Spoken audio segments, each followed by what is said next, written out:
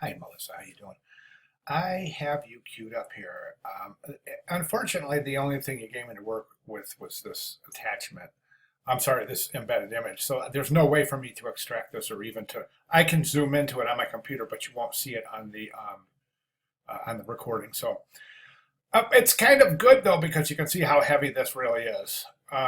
Okay, I just food for thought. Here's the thing. Now, if you look at all of those examples from the class that I've been talking about, they all have one thing in common in the back of the poster, and that's the first thing that you notice is the typography. And the same thing with the front of the posters too, when you think about it.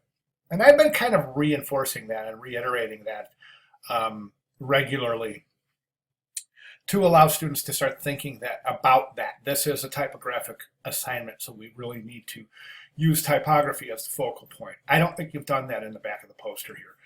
This is a really great idea. Having the red line of the wave point to the timeline. That was a cool idea. But you know what? It's not working because these are all in boxes, number one. So there's no connection between this and this. I think if you, the boxes indicate that these are all separate entities, basically. A lot of young designers and design students will want to have this tendency to put things in boxes. And it really does more harm than good. And I want you to keep that in mind going through school and through the rest of your education. Just keep that in mind and notice that too when you see a really outstanding layout. You'll notice that nothing's really in boxes.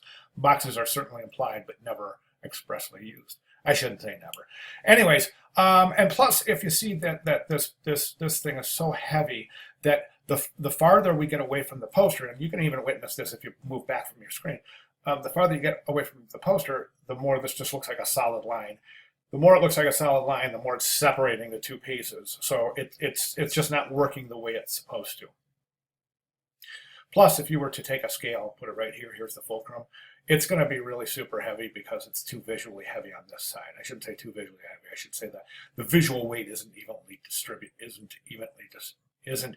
distributed.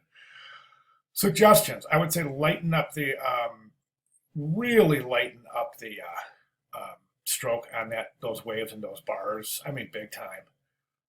Almost to just a couple of points.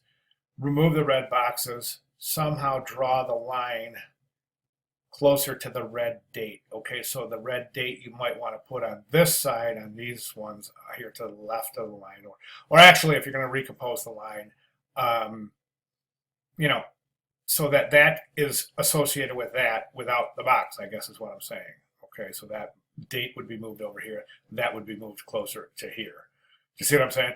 And so this one here, the date's fine where it is, but this would be moved over closer to here. You see what I'm saying? So that the date and the text associated with the date is also associated with that mark in the timeline. All right, and that's an interesting concept and a really cool technique. I enjoy it. I'm not real sure if it needs to be in a diagonal. You have to rethink that yourself. This isn't enough text. Timeline text isn't counting for our text, so you really got to give more of a bio on this guy here. Picture's fine. I'm thinking go with a vertical layout, use this guy's name big in that same type that you used on the front. And then, just create your type in interesting columns and make sure that you have a grid. It's hard for me to check because of the way that this is submitted, but it's hard for me to check your grid. But anyway, so that's what I want you to do. Okay, just keep working that. Try something other than this diagonal. I think it's just drawing too much visual attention. Try putting a timeline on the bottom, putting his name large on the top. I don't know, his image over here somewhere, and then the timeline, work with the timeline, but also under his name, add your column, more text. I don't know if it's going to be 4 columns of text for a 4-column grid. That might be interesting. Let the timeline have some, okay, so think about that.